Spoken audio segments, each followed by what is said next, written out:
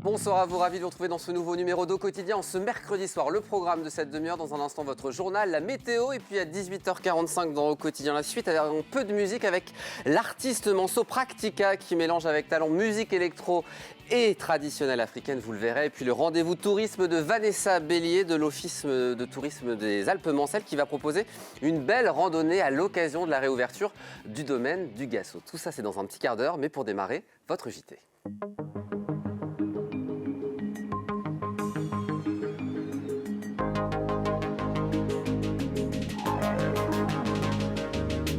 Un journal présenté ce soir par Hélène Galliana. Bonsoir Hélène. Bonsoir Aurélien, bonsoir à tous. Au sommaire, vous nous proposez ce soir Hélène un dossier spécial consacré aux urgences de l'hôpital de Château-du-Loir. Elles sont régulièrement fermées depuis plusieurs mois à cause du manque de personnel. Et en juin prochain, c'est le risque d'une fermeture définitive qui plane sur le service avec le départ du dernier médecin urgentiste fin mai. Une grande partie de notre journal est consacrée à ce sujet. Vous le verrez, et sur notre plateau, le maire de Montval-sur-Loire, Hervé Roncière, sera avec nous pour en parler. 5 mai 1821, date de la mort de Napoléon. Le bicentenaire de son décès est célébré ce mercredi, mais crise sanitaire oblige, les commémorations sont limitées. Pascal Turpin a malgré tout enfilé son uniforme de grenadier de la garde impériale, vous le verrez ici.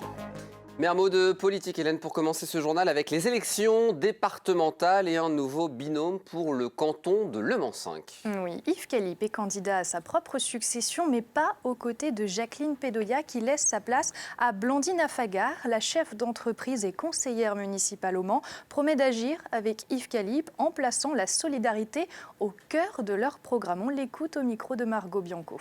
On est vraiment complémentaires et on peut faire une équipe, je dirais, formidable dans l'action. Toutes les problématiques autour de l'emploi, du travail, de l'économie, sont des choses que je maîtrise. Et lui, avec toute son expérience, toute la mise en relation qu'il a, les associations, tout ce qu'il a mis en œuvre. Et c'est un homme aussi comme moi, sur des domaines différents, mais qui font les choses. Nous sommes des gens qui faisons. Et c'est pour ça qu'on a trouvé que ce slogan, la gauche qui agit, nous correspondait bien. On ouvre à présent notre page santé avec votre invitée Hélène et de reportages consacrés aux urgences de l'hôpital de Château-du-Loir. Et si nous avons souhaité aborder ce sujet avec vous ce soir, c'est à cause de ça. Regardez. Encore une fois, ce week-end, vous ne pourrez pas accéder au service d'urgence de l'hôpital de Montval pendant 24 heures. Les urgences de Château-du-Loir seront fermées pendant 2 jours et 2 nuits. L'hôpital peine à trouver un remplaçant après le départ d'un médecin urgentiste. Conséquence, les urgences ferment leurs portes depuis ce mercredi 8h jusqu'à jeudi 8h. Et on reste dans le domaine sanitaire avec la fermeture récurrente des urgences de Montval-sur-Loire. Et le service pourrait bien fermer définitivement ses portes. Régulièrement, nous vous annonçons depuis plusieurs mois que ce service doit fermer provisoirement en raison du manque de personnel. À la fin du mois de mai, c'est le dernier médecin urgentiste qui doit quitter ses fonctions à l'hôpital. Alors quel avenir pour les urgences de Château-du-Loir et surtout quel avenir pour notre système de santé publique en milieu rural? Sur notre plateau, Hervé Roncière, bonsoir. Merci d'être avec nous. Vous êtes le maire de Montval-sur-Loire et de par votre fonction, vous êtes aussi le président du conseil de surveillance de l'hôpital. Depuis plusieurs semaines, la mobilisation, elle grandit pour tenter de sauver ce service d'urgence. La fermeture administrative, c'est quelque chose qui plane sur ce service. Est-ce que cela vous inquiète ? Bien évidemment, c'est un risque qui s'est accentué ces derniers mois depuis le départ des urgentistes de notre service qui étaient des titulaires donc à l'hôpital de Château-du-Loir, l'hôpital de Montval, et qui petit à petit sont partis les uns après les autres pour des raisons très diverses et qui n'ont pas été remplacés. Et l'ARS aujourd'hui n'a pas de solution pour remplir les gardes du service d'urgence de Château-du-Loir. Mais est-ce que tout est fait, selon vous, pour tenter de maintenir ce service de la manière la plus optimum ?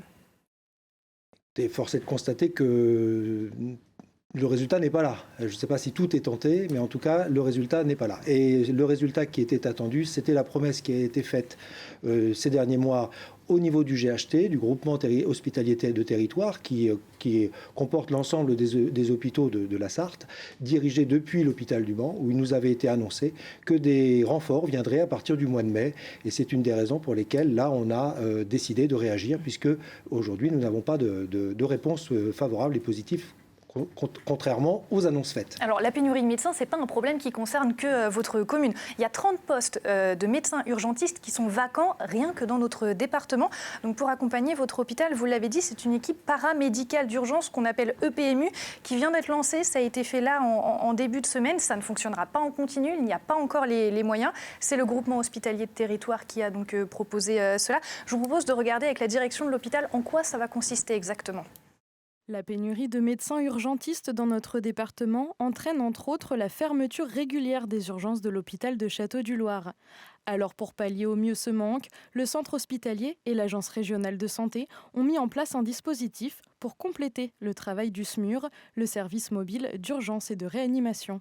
L'avantage de ce dispositif, c'est que l'équipage part du centre hospitalier de Château-du-Loir et donc est très rapidement sur place pour prendre en charge la personne qui nécessite une prise en charge dans le cadre d'une urgence vitale.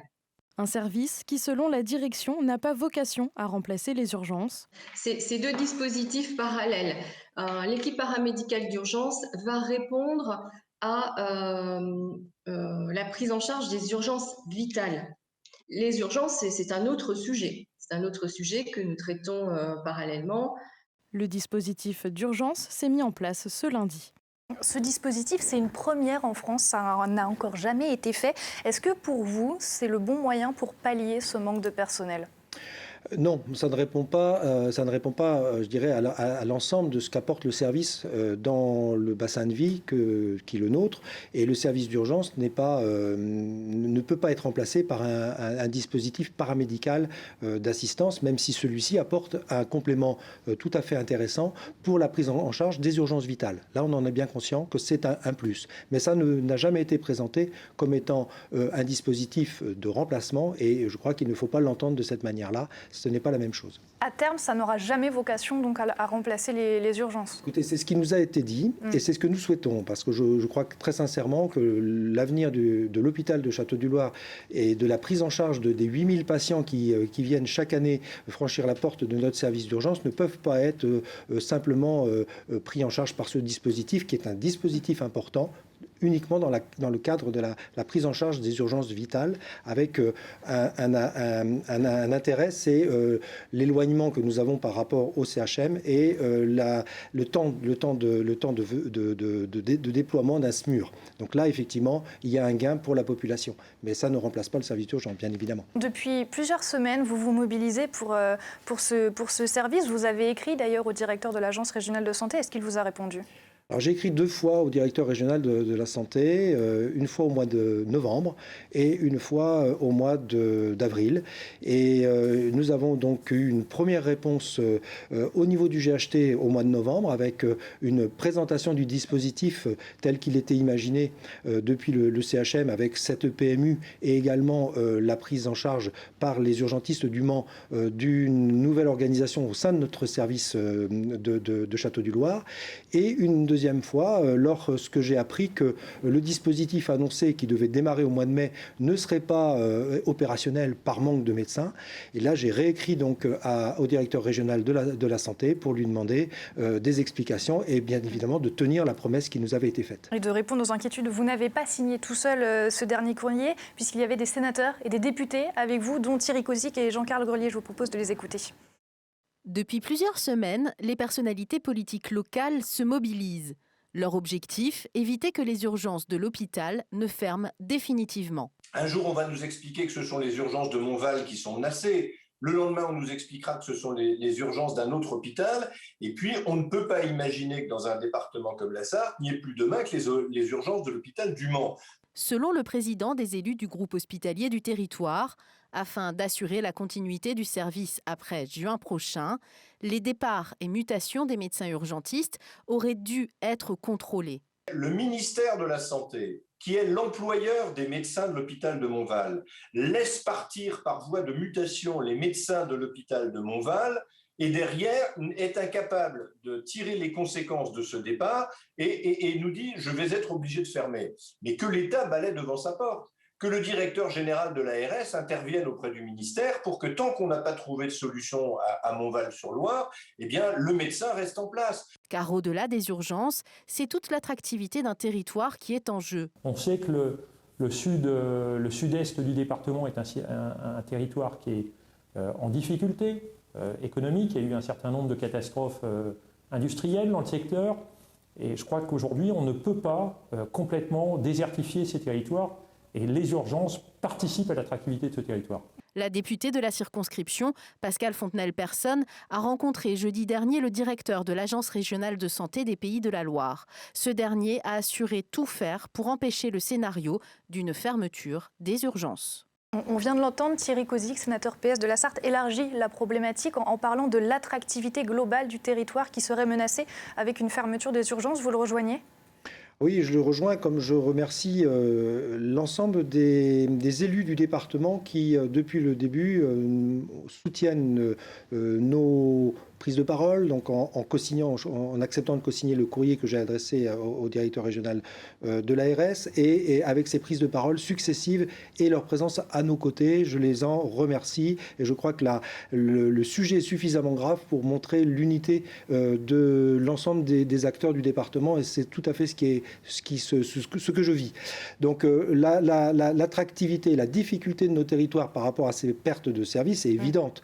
On vient d'être choisi dans le dispositif de Petites Villes de demain pour défendre l'attractivité. Dans la période de Covid que nous vivons, nous avons vendu énormément de maisons alors que depuis 10 ans, nous étions un petit peu à l'arrêt sur la vente immobilière. Donc il y a de bons acteurs, de bons facteurs. Il faut maintenant qu'on maintienne nos services de proximité pour permettre à ces populations de se sentir en sécurité. Mais justement, par rapport à l'implication des administrés, la première manifestation elle a eu lieu ce samedi 1er mai. Il y a eu plus d'une centaine de personnes réunies, beaucoup d'élus aussi. Est-ce que c'est pas un peu tard qu'elle est arrivée, cette mobilisation des citoyens ?